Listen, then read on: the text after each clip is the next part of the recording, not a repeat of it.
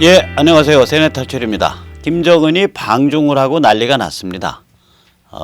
미북 정상회담이 열린다는 동, 김정은이 한국에 온다는 동 뭐 얘기가 많아요. 그래서 오늘은 한번 이걸 좀 짚어보시죠. 여기 지금 저기 어디야 그 자료 한번 잠깐 보시면 일단 김정은이 이게 3대 신, 3대 메시아잖아요. 예, 김일성 영생교인데 영생하시는 수령님. 조선민족의 민족됨을 완성하시고 조선민족에게 이 개체, 생물학적 개체의 생물학적 생명을 넘어선 사회정치적 생명을 주신 위대하신 수령께서 생물학적으로 그 메시아적 신성이 대대손손 이어지시는 그런 영생교 교리잖아요. 이 3대 신인데 신이 이렇게 그 채신머리 없이 이렇게 막 천지사방으로 지금 열차 타고 튀어다닙니다. 이 그림에 나와 있는 열차 그림이 베이징에 도착하는 북한 특별열차의 그림입니다. 이게 연초부터 방중을 해서 신이 시진핑을 아련하니까 시진핑은 신보다 더 높은 존재가 되네요. 재밌는 거는 원래는 시진핑이 방북해야 될 프로토콜이에요. 3번이나 김정은이 방북을 했기 때문에. 근데 이제 시진핑 중국이 미국 눈치 보느라고 방북을 못 하는 거죠. 그러니까 번질나게 김정은이 아련을 하고 이제 시진핑한테 핵과 미사일을 어찌하오리까? 어찌하오리까? 이거 묻는 겁니다. 그래서 결국은 김정은의 방문이 이렇게 잦다라는 얘기는 북의 핵과 미사일의 뒷배가 사실상 중국이라는 사실을 보여주는 겁니다. 예, 세네탈출에서 아마 국내에서 거의 유일하게 계속해서 지적하고 있는데 6번의 핵실험 중에 4번이 시진핑 체제에서 이루어졌고요. 그래가지고 드디어 북의 핵 기술이 핵 분열, 그러니까 원자폭탄 기술과 핵융합, 수소폭탄 기술을 하나의 폭탄 안에 결합시킨 그걸 더모뉴클리어 밤이라 그래요. 열핵폭탄까지 이르렀습니다. 그렇게 이제 하나의 폭탄 안에 원폭 기술, 원폭 원리하고 수폭 원리를 이렇게 결합을 시키면 폭탄이 소형화되죠. 그리고 강력해지고. 이게 다 시진핑이 밀어줘서 그렇게 된 겁니다. 또 북에 이때까지 한 30여 번의 그 유의미한 미사일 실험 중에 25번 정도가 시진핑 체제 아래서 이루어졌습니다. 그러니까 북의 핵과 미사일을 까면 메이드 인 차이나 레이블이 나오겠죠. 그러니까 이 핵미사일을 어떻게 처리하오리까 하고 이제 김정은이가 계속해서 이제 시진핑을 아련하러 가는 거예요. 근데 오늘 한번 재밌는 거 한번 살펴보시죠. 김정은이 한 17살 무렵까지 스위스에서 베른에서 그 고급 사립학교를 다녔습니다. 그리고 나서 국방위원장에 등극하실 때까지 그게 2011년이겠죠. 2011년 말에 김정일이 죽었으니까 죽자마자 아무튼 실권을 잡을 때까지 김정일이 실권 잡을 때까지 실제로는 특히 10대 후반, 20대 초반을 도대체 김정은이 어디서 보냈을까? 이게 상당히 퀘스천 마크예요. 이제 공식적으로는 김일성 군사대학 특별반을 다녔다 그러는데 당연히 안 다녔겠죠. 거긴 정만 달아둬도 학점이 쭈루룩 나왔을 겁니다. 그러면 그 시기에 10대 말 20대 초에 이 사람이 어디 있었지? 여기에 대해서 고급 정보 소스는 중국에서 있었다는 얘기가 있어요. 중국에서. 그래서 중국말을 아주 유창하게 한다. 그러니까 중국의 태자당 그 고위층 젊은이들하고 어울리고 중국의 그때 눈도장을 단단히 받았다. 그러니까 김정은이 그 저걸로 올라설 때 후계로 올라설 때 2010년경부터 그러니까 김정은 나이 그때 28 이럴 때인데 2010년경부터 후계로 올라설 때 26 이럴 때일 거예요. 올라설 때 이 당 조직 지도부 그러니까 그러니까 이 북한의 가장 실세 중에 실세인 조직의 그 책임자급들이 죽어요. 특히 이재강. 그러니까 의문사 하거든요. 교통사고로. 거기는 이제 차도 몇 대 없는데 그렇게 교통사고들이 많아요. 심장마비도 많고. 그러니까 심장마비로 죽었다, 교통사고로 죽었다 그러면 굉장히 이게 의심스러운 죽음들이에요. 이재강이 나이가 한 그 70, 80 요거 그렇게 건강이 많이 안 상한 상태에서 교통사고로 죽는데 그러니까 이 김정은의 옥립 과정이 그렇게 뭐 손쉬운 건 아니었던 거죠. 근데 이게 김정은이 결국은 뒷배를 처음부터 중국을 뒷배를 달고 있었다라고 아마 봐야 될 거예요. 그러니까 특히 이제 일설에 의하면 지금 북의 핵과 미사일의 개발, 그 다음에 운영을 하는 그 부대는 김정은이 다이렉트 컨트롤한다. 이유는 김정은이 중국선을 달고 들어왔기 때문이다. 처음부터. 이런 얘기가 있어요. 뭐 자기 할아버지는 소련선 달고 들어와서 33살에 그러니까 그쵸? 33살에 북한의 지배자가 됐고 그 손자는 중국선을 달고 들어와서 20대 후반에 북한의 지도자가 됐으니까 그 할배보다 손자가 낫네요. 자, 그래서 이제 이것 때문에 이렇게 무시로 그런 중국 커넥션이 아주 강하기 때문에 무시로 중국을 드나들면서 핵과 미사일을 어찌하오리까 하고 지금 묻고 있는 겁니다. 이게 이제 그러면 김정은이 중국말 잘하겠네. 여기에 대해서는 여러 가지 이제 설이 있어요. 이런 사진을 보면서 어떤 사람들은 저 빨간 화살표로 그려진 그런 사람들이 전부 그게 저거다, 저 통역이다. 그러므로 김정은은 중국말을 일단 시진핑과 만났을 때는 별로 안 한다. 이런 얘기가 있는데 제가 보기에는 그럴 리가 없죠. 이게 자기 종주국인데, 그러니까 이 지방 신이 중국의 신을 만나러 간 거잖아요. 아련하러. 그러니까 당연히 중국 신이 사용하시는 신성한 언어인 중국어를 하셔야겠죠. 그래서 저는 중국어를 한다고 봅니다. 그건 이제 CCTV 같은 데서 나오는 그 자료를 보면 아는데 이게 아마 다이렌 해변 그 공원을 시진핑하고 김정은이 걸었던 그 화면이 CCTV 한 2, 3분짜리가 있어요. 보면 여기도 이제 그 뒤에 요거 가려져서 안 보이는데 그 수행원들이 있는데 수행원들이 멀찌감치 뒤에서 와요. 그리고 이 동영상을 보면 시진핑과 김정은이 굉장히 자연스럽게 대화를 나눕니다. 당연히 영어로는 안 했겠죠. 시진핑이 그런 영어 할 실력이 안 되죠. 당연히 영어는 안 했을 거고, 그럼 한국말로 했냐, 우리말로 했냐, 조선어로 했냐, 그것도 아닐 거죠. 그럼 중국어로 했을 거죠.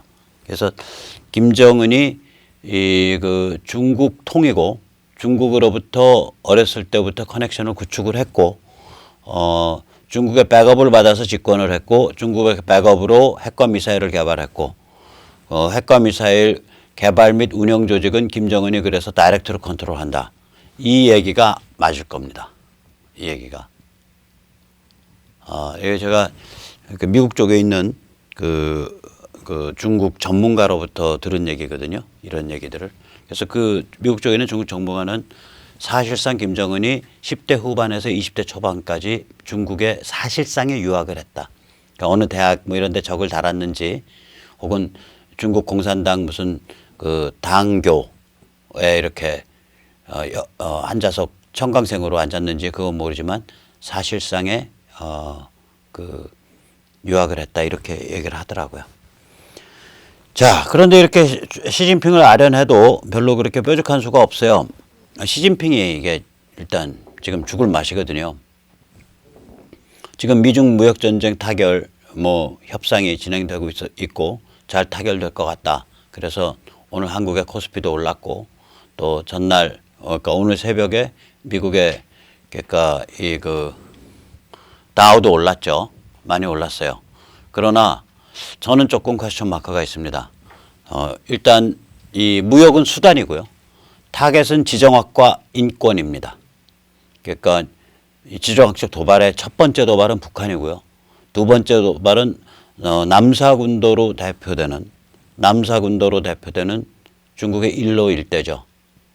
그리고 또 인권 문제, 그러니까 위구르 인권 문제, 그 다음에 티베트 인권 문제, 크리스찬 인권 문제, 그러니까 중국 내 기독교인 인권 문제, 홍콩 사람들 인권 문제, 민주화에 대한 인권 문제. 이 인권 문제가 굉장히 크거든요. 지금 중국이 아시지만 사회 신용 제도라는 이름 아래, 소셜 크레딧 시스템이라는 이름 아래 전 국민의 일거수일투족을 전부 모니터링해서 평점화한 다음에 그 점수가 낮은 사람은 집 밖에 못 나오게 하겠다.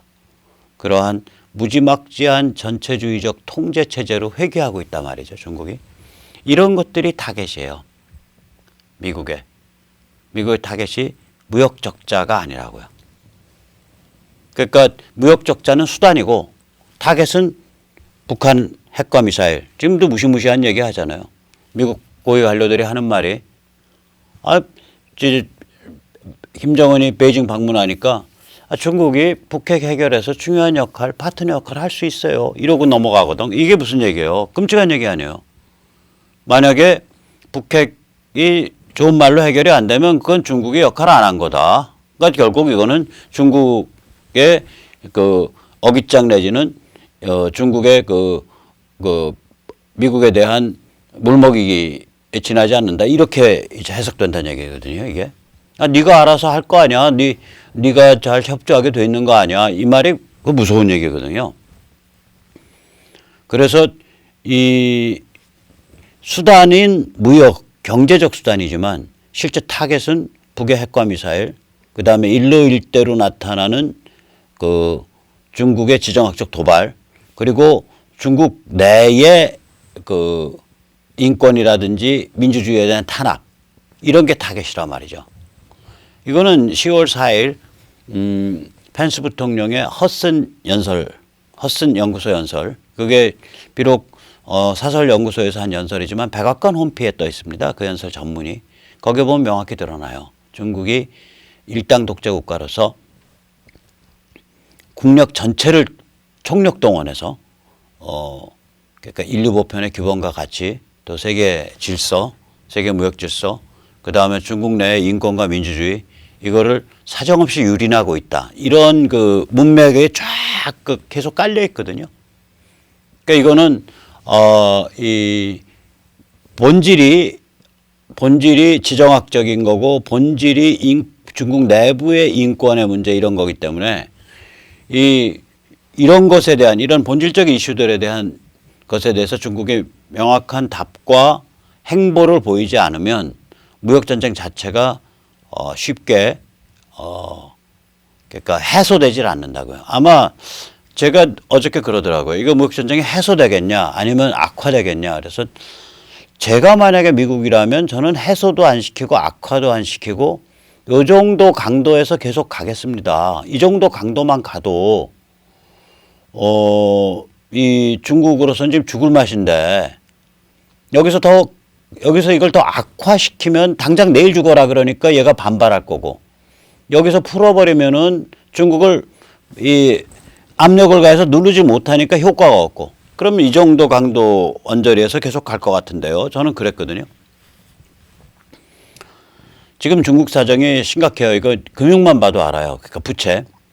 그러니까 이 기업 부채 중에 우리나라 기레기들이 정말 엉터리인 게 제가 나중에 시간이 되면 한번 뽑으려고 그러는데 기업 부채 중에 이 비금융 보험은 빼야 돼요. 그러니까 금융과 보험은 빼야 된다고요. 여러분 금융사라는 건 돈을 빌려다가 돈을 빌려주는 데잖아요. 그러면 여기서 빌려줬으니까 이거 기업에 빌려줬잖아요. 그러니까 금융사를 집어넣어 버리면 두 번 계산한 게 돼요, 이게. 그래서 금융사, 보험사는 빼야 돼요, 부채를. 그러면 금융사, 보험사 뺀 나머지 부분에 그 기업 부채가 어떻게 되냐? 그러면 작년 중엽, 그러니까 미중 전쟁 일어나기 전에 이미 중국이 GDP 대비 126%까지 갔어요. 근데 그동안 그럼 1년 반 진행된 거 아니에요. 이게 2017년 중엽이니까 실제 통계는 2016년 말쯤 된다고요. 그러면 지금 벌써 통계가 잡힌 시점이 2016년 말이라면 지금 벌써 2년이 지난 거 아니에요. 그럼 지금 몇 프로가 있겠냐. 엄청 올라가 있어요, 이거. 아직 퍼센테이지 발표는 안 돼 있는데. 참고로 한국은 이게 한 100%쯤 됩니다. 근데 이게 100% 가지고도 한국 굉장히 지금 높아졌다고 얘기하고 있는 거거든요. 한국이요, 기업 부채가 GDP 대비 한 100% 되고요.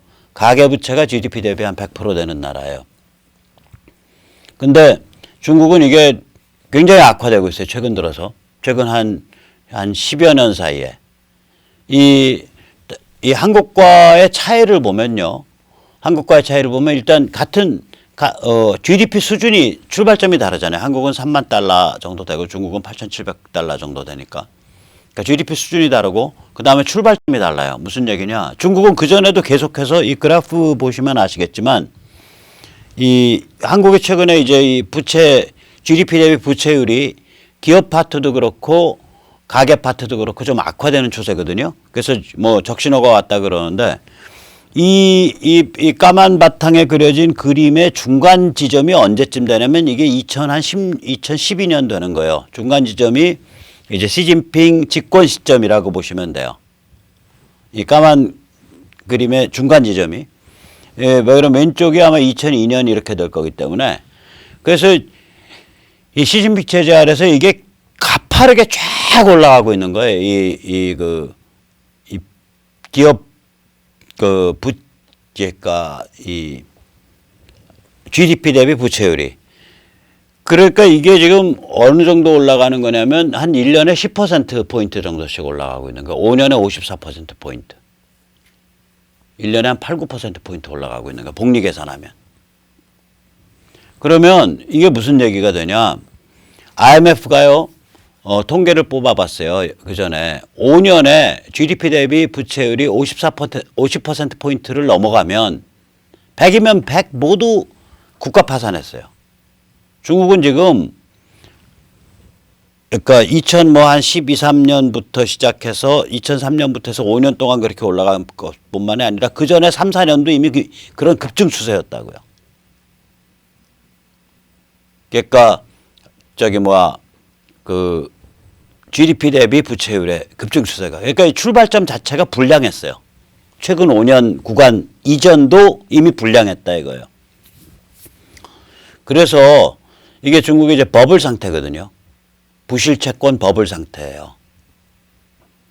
그러니까 이 상태에서 미국으로부터 무역 전쟁을 당하니까 이게 힘을 못 쓰고 있는 상태라고요, 지금.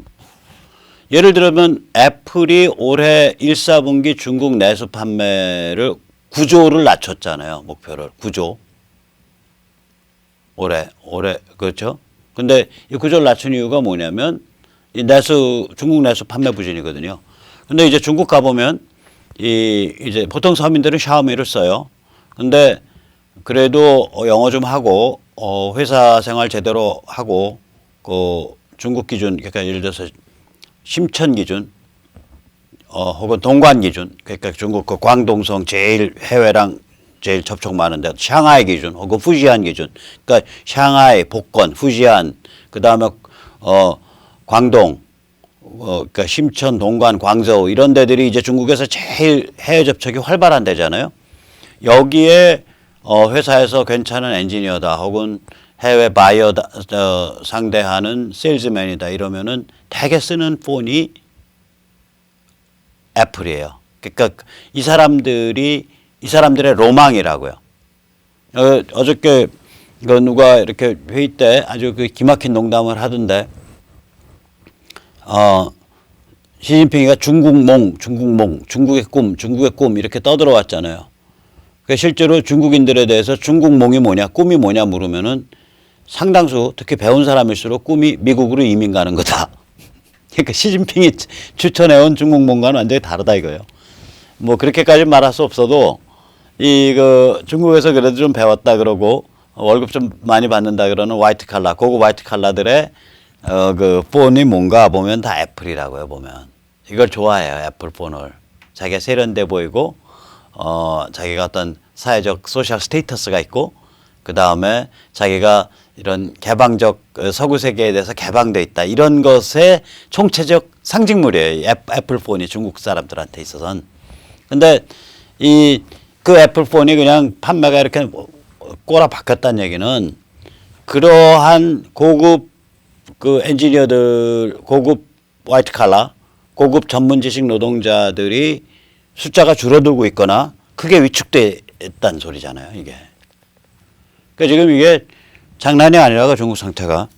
그러니까 우리 같은 경우에는 중국과의 그 무역 결합도가 굉장히 높기 때문에 이 미중 전쟁에서 중국 경제가 이렇게 추락해가는 혹은 금가가는 현상이 우리한테 굉장히 큰 시련으로 오겠죠. 장기적으로는 좋은 일이에요.